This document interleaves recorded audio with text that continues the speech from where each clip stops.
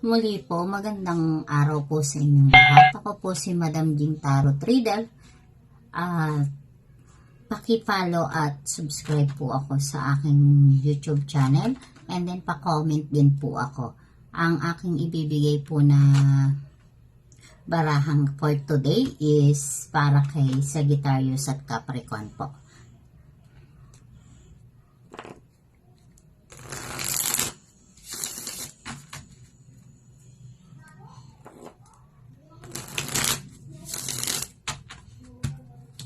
Ang baraha po ngayong araw po is for Sagittarius and then Capricorn.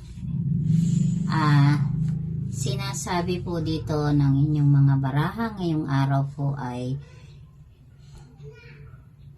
maaari daw kayong matukso